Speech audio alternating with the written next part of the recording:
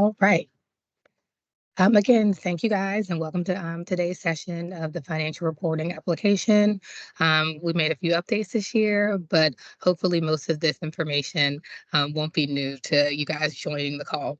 Um, if you could in the chat, please react if you are familiar with the financial reporting tool.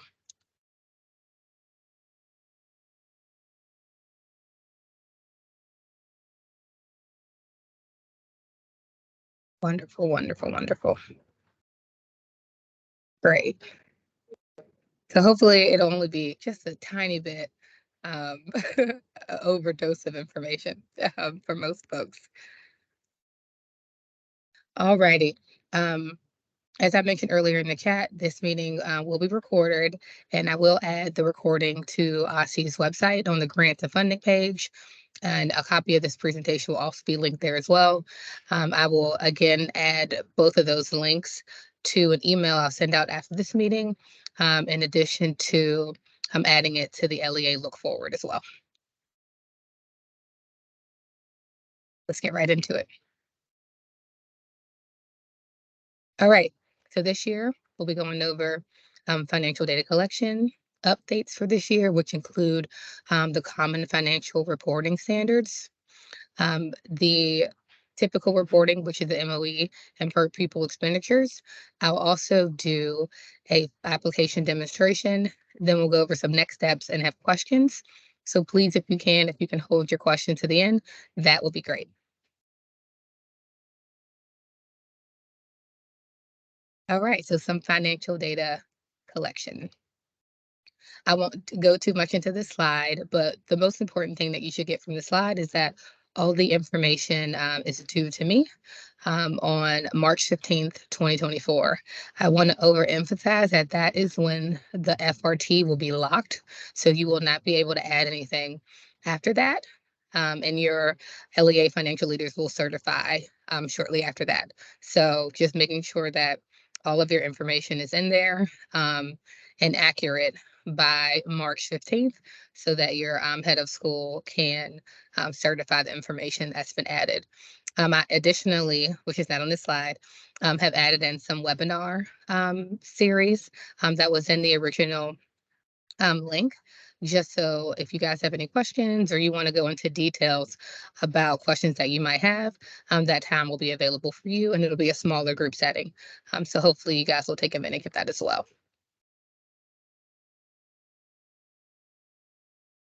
Updates for this year. As we said in other years, um, in May 2021, the DME, Deputy Mayor of Education, established some new financial reporting standards. And this is the first year that we'll be reporting out actuals on this data. If you are a charter school, you reported out budgeted information to PCSB last year. So this is an actual of that information that was reported, and we will compare the data after it's collected.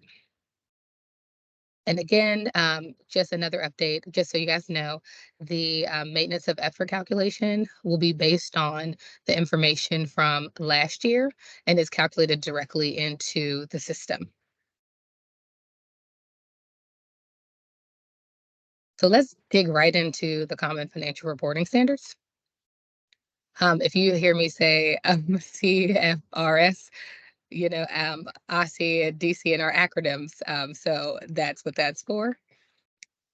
And this again is a reporting function brought brought to you by the DME, but it's based from the School Financial Transparency Act, Amendment Act of 2020.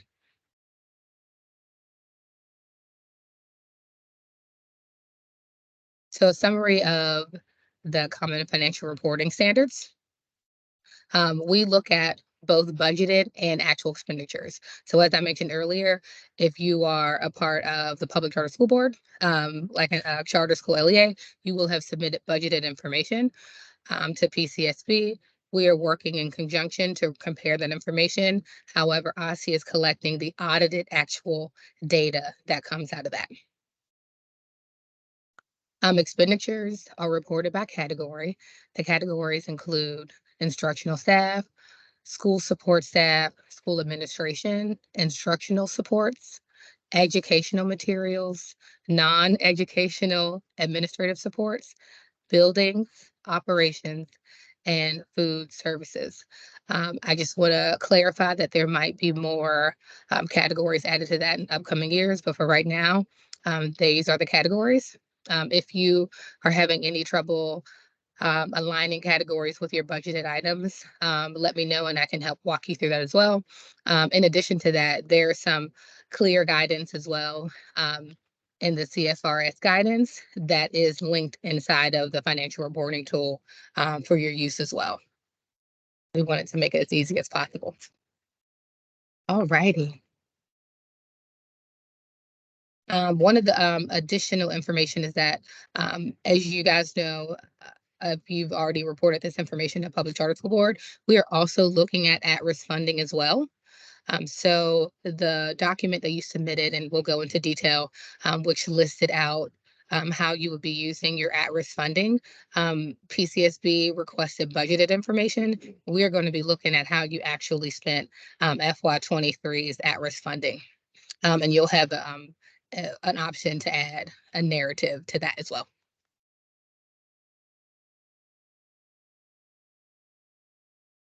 Okay, some exclusions of reporting. Some of the exclusions are the capital expenditures, except capital expenditures not finance, and I'll share more about that.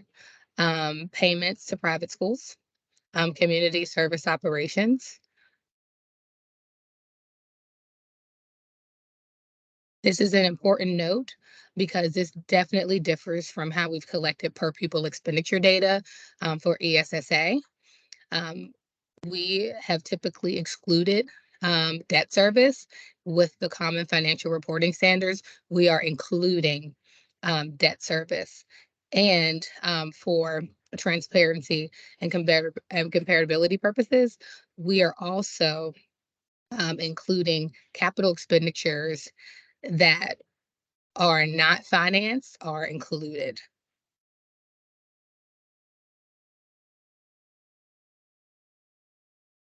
So this is a template that was provided. You'll see it looks, when I show you the application, it looks very similar, but mostly it's a quick-based app, so it differs a little bit. But what you'll notice in both of those is that you'll have your actual expenditures. That's probably the most I want to highlight from this screen. And we'll be comparing in a document similar to this with the Public Charter School Board of the budgeted expenditures.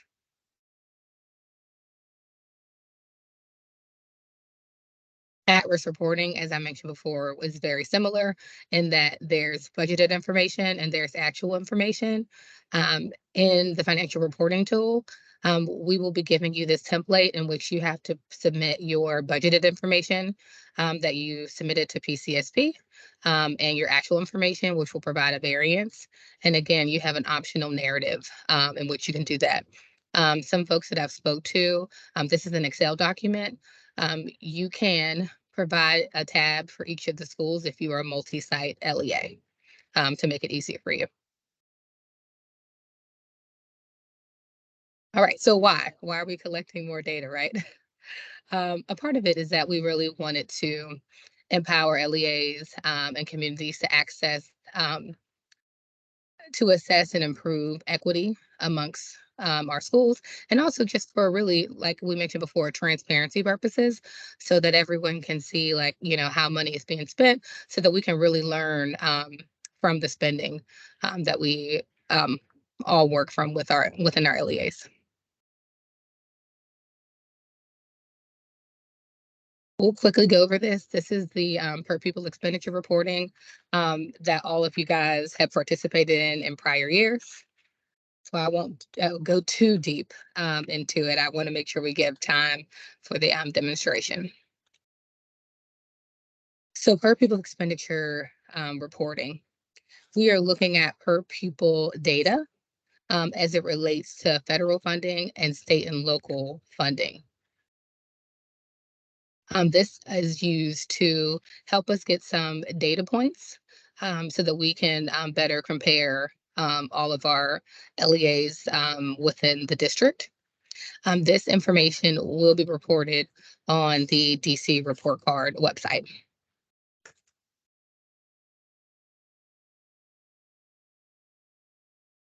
Here, I just listed out the law that this applies to and why we're collecting the information.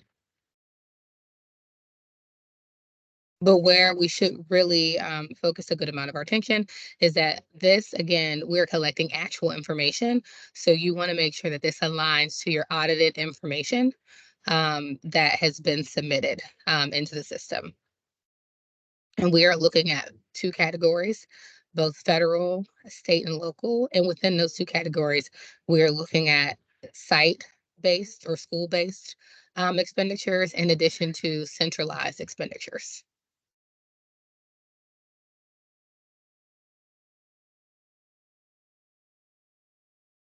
Some exclusions are debt service, capital expenditures, construction and capital improvements, community service operations, supplemental expenses, and expenditures sourced from private funding.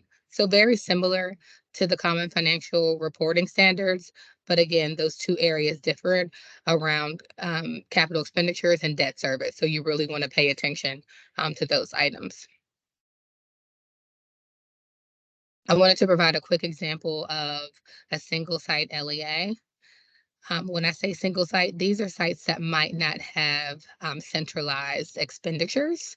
So within that, for the centralized section, you can mark that as a zero. However, with single sites, remember that if you guys are managed by an organization that you pay to with federal, state, and local funds, you'll also want to include in that centralized funding. So there are a little bit of variations to it. But if you're having a little bit of difficulty getting into the granular details of that, feel free to reach out. An example of a multi-site LEA will be looking at federal and state and local funding, and we're looking at it by school. And then we're looking at the school share of the centralized expenditures, also federal and local. So when I go into the demonstration, you'll see that there are going to be four areas in which you'll fill out that data that we use to calculate your per pupil expenditures.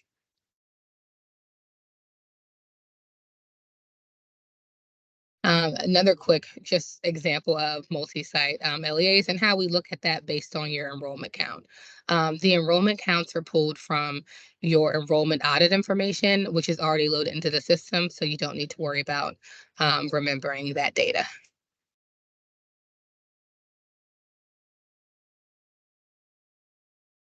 Multi-site LEA is just a quick example. Some of the examples of like expenses that could be are like salaries of central staff, like your head of school, if you guys have um, a person like that who is overseeing multiple schools, that might be, something that's parsed out amongst all of the sites.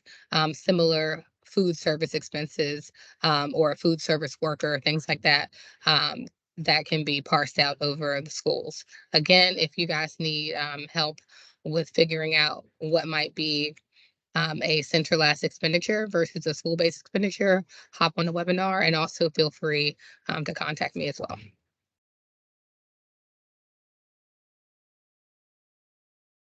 All right, so we're going to jump into maintenance of effort.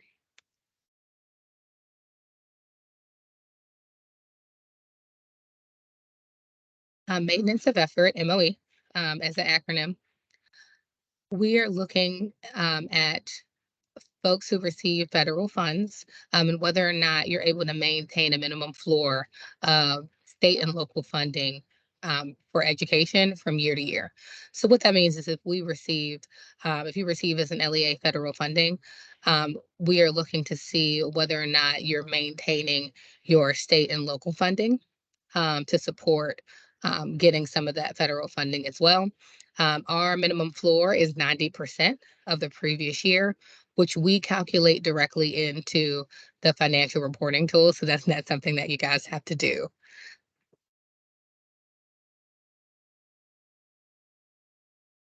And again, on the screen, you'll see that it's 90% for us. And we are looking at, again, aggregate state and local education expenditures or your per pupil state um, and local expenditures. And what that really means is it's actually pretty helpful. So in the system, we will calculate your aggregate state and local expenditures, which is your total number. So 5 million, 2 million, 12 million. And we'll look at that compared to your previous year's data.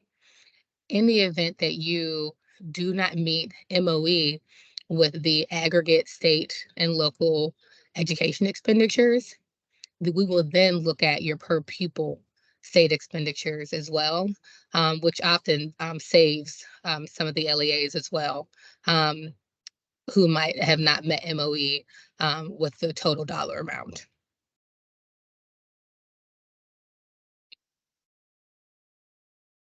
An important thing that you want to note is that with MOE in particular, you want to make sure that if you haven't met MOE this year, the first thing we'll look at is whether or not you have not met MOE in the past 5 years.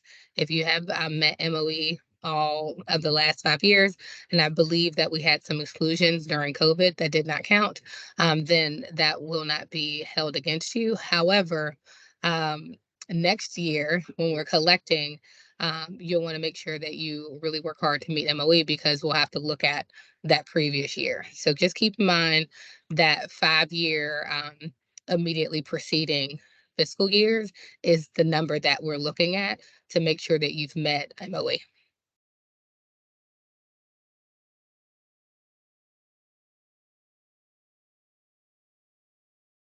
An example of how we calculate MOE via expenditures or an amount. If you take, for instance, like if you have $1 million here, we'll be looking for you to at least have a threshold of 900,000. But let's say, for instance, you didn't meet that, right? And were $50,000 short. This means that you will have not met it in this. However, we would go and jump and look at your amount per student.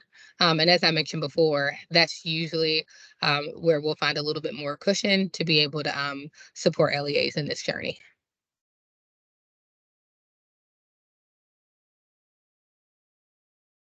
All right, let's dig into the meat. I'm going to share my screen so that we can dig into our financial reporting tool.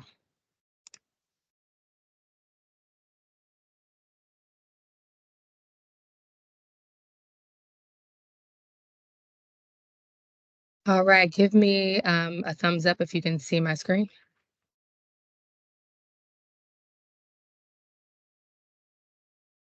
Thank you, Brian. All right. So same login from previous years. In the instructions that I sent out, also on our OSSI grants and funding page, and Divya should have sent you guys a a link to the site as well when she gave you guys access. Same site as last year. We just update the information in it, but you'll log in.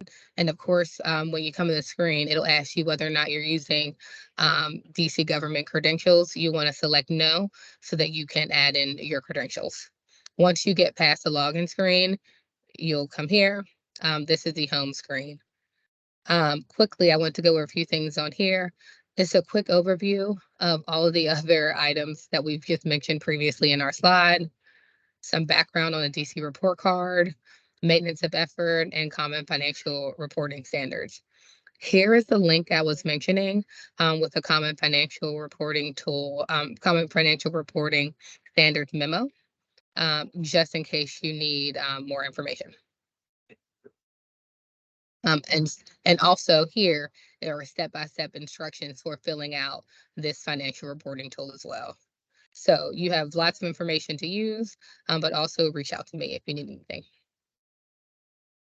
All right, so once you come into this screen and you have the overview, you want to pull up your instructions, and then you can go to LEA expenditure data. Once you go on LEA expenditure data, you'll see that you have links to reports, submit and certify, which you can, if you've already put in information, you can go straight here. But for the most part, um, again, you'll have access to more information around what these tools are. But for the most part, you'll want to go into this pencil next to your school. When you log in and you come to the screen, please ensure that this is the correct LEA for you, so that you're entering your data in to the right system, because we don't want you to have to do it over again. All right. Once you select edit, you'll come to this screen and you'll want to navigate to any of these screens. I recommend, and then the instructions recommend that you start with the Common Financial Reporting Standards. It's a little bit more detailed. But in this screen, again, almost a duplicate of the information that you've had to submit. And for budgeted information, we're looking at instructional staff, student support staff, school administrators, instructional support, etc., at the site level, which totals at the end here. And then you'll go down and want to also enter in the data for your centralized expenditures as well.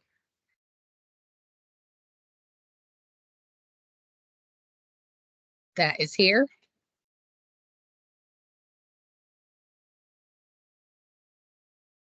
Now this calculates together. So we'll calculate with the information you put above the total network expenditures here. But here's where you'll need to add in your LEA total exclusions. So similar to the ESSA data, you'll have to put your exclusions here. But remember that we are not excluding debt service and um, finance capital expenditures.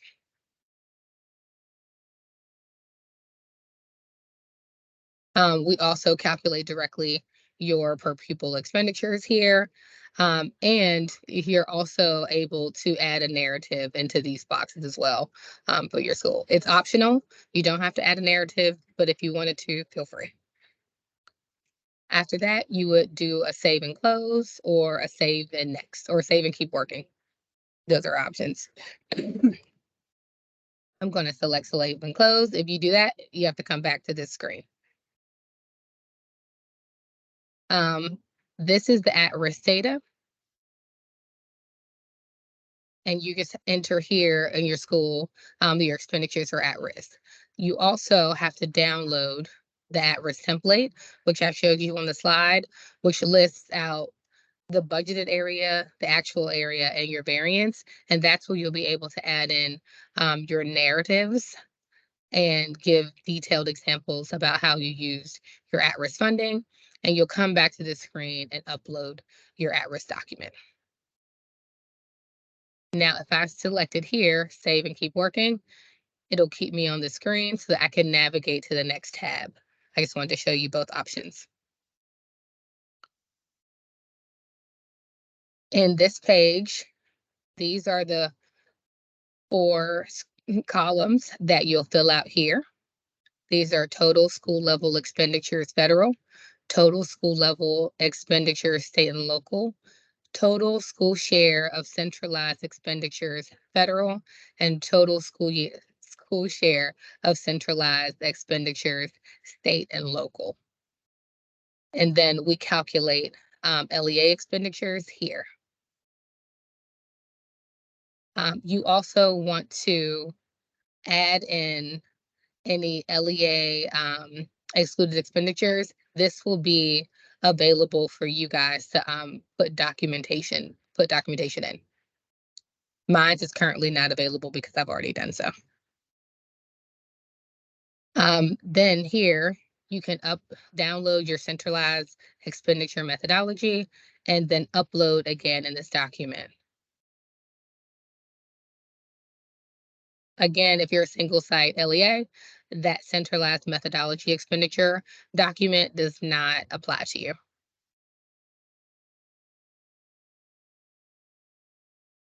All right, I'm going to navigate to document section so that you guys can see what that looks like. So here, yours will look a little bit different. We had to do some testing. However, what you'll see are all two. It should be only two, depending on your LEA. So if you wanted to do an at-risk document for each school, you will have multiple here. Or if you wanted to do one LEA at-risk template and have each tab with the school, this will be a one. But you do have the option to edit this and then upload a new document, deleting the previous document that was inserted into the system. Alrighty. I want to navigate quickly to the LEA certification screen. Here is a very important tool. Before you are able to click the certify and submit button, you need to ensure that your total network expenditures, your common financial reporting standards total, including excluded expenditures, is in alignment to the total LEA expenditures that you will list out in the ESSA tab. So you really want to make sure that you have your audited data handy to make sure that these numbers line up. So if you need any help or need any information about how to categorize those items, please reach out to me so that we can, help you navigate through that. After those are in alignment, you want to press submit and certify. And this will be a summary of everything that you've entered in those previous screens. So this is your common financial reporting standards tab, your at-risk tab, your ESSSA data tab, as well as your maintenance of effort tab. Now, remember I told you that the system automatically calculates that. So we'll be automatically taking 90% of the previous year's data, and we'll be comparing that to the information that you've entered in for this year and deciding whether or not you've met MOE. Please make sure that you look at this tab before certifying and submitting. You want to make sure that this is green before certifying and submitting. If it's not, please reach out to me. Or unless you know that you didn't spend that much money, then you're free to certify and submit. But I just want to make sure that here, have that be a double check for you to make sure that you're reaching out to someone to verify, if anything was entered incorrectly. After you verify that all four of these screens are correct and to your liking, then you can go to the certify and submit button here. And I've already done so. And then you can, after that, hit save and close, and it'll navigate you back to the original screen. Okay. And here, just make sure that it says, have you already certified? Yes. If it says no, you'll want to make sure that you go back to that submit and certify screen and do it again, or make sure that this button has been clicked so that you can actually submit and certify. Alrighty, I'm going to stop sharing my screen for right now so I can jump back in.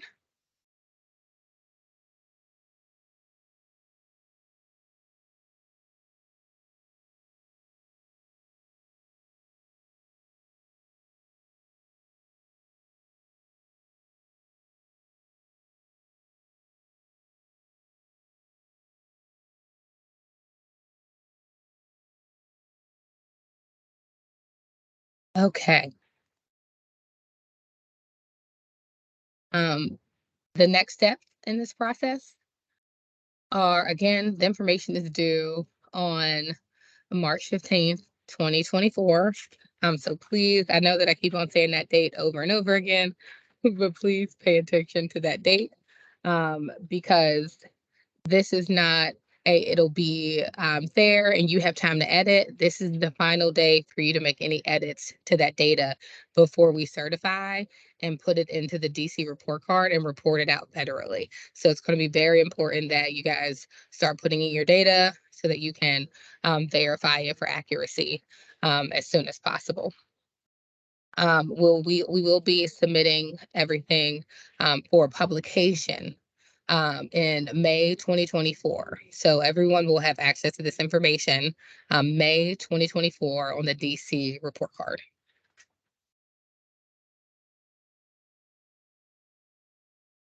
Some additional resources for you. I've just linked some of the laws. And of course, the Common Financial Reporting Standards is also linked here. The reporting application will be linked here as well.